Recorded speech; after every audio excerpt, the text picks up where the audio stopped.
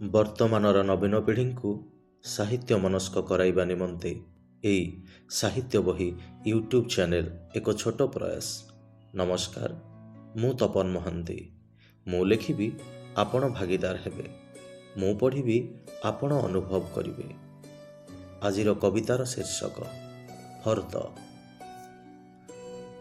ଦୁଇ ଫର୍ଦ୍ଦ ଆଡ଼େଇଲା ପରେ, ଦୁଇ ଫର୍ଦ୍ଦ ଆଡ଼େଇଲା ପରେ ଲେଖାଥିଲା ମୃତ୍ୟୁ।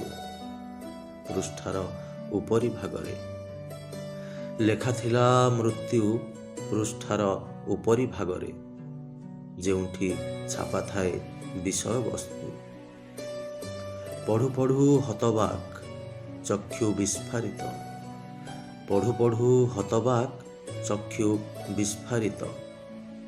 ଏମିତି ହେବା ବି ସ୍ୱାଭାବିକ। ଏତେ ଶୀଘ୍ର କ'ଣ ଚାଲିଆସେ ମୃତ୍ୟୁ? ଏତେ ଶୀଘ୍ର କ'ଣ ଚାଲିଆସେ ମୃତ୍ୟୁ? ମାତ୍ର ଦୁଇ ଫର୍ଦ୍ଦ ପରେ।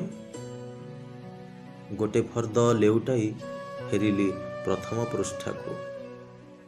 ଗୋଟେ ଫର୍ଦ୍ଦ ଲେଉଟାଇ ଫେରିଲି ପ୍ରଥମ ପୃଷ୍ଠାକୁ। ପ୍ରସଙ୍ଗର ନାଁ ଥିଲା ଜନ୍ମ। ପ୍ରସଙ୍ଗର ନାଁ ଥିଲା ଜନ୍ମ। ଇଏ କ'ଣ? ଜନ୍ମଠାରୁ ମୃତ୍ୟୁର ଦୂରତା ମାତ୍ର ଗୋଟିଏ ଫର୍ଦ୍ଦ। ଜନ୍ମଠାରୁ ମୃତ୍ୟୁର ଦୂରତା ମାତ୍ର ଗୋଟିଏ ଫର୍ଦ୍ଦ। ଅବଧି ପୁଣି ଗୋଟେ ସେକେଣ୍ଡର। ବୁଝିଗଲି ସମସ୍ତ ଗୁମର, ବୁଝିଗଲି ସମସ୍ତ ଗୁମର। କୁଆଁରଡ଼ି ଦଉ ଦଉ ଚାଲିଯାଆନ୍ତି ଯେ ଅନେକେ।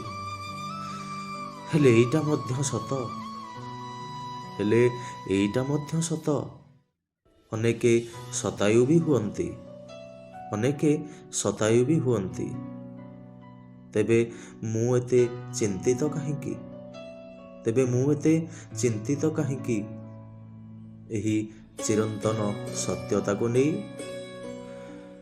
ବନ୍ଦ କଲି ବହିକୁ, ବନ୍ଦ କଲି ବହିକୁ।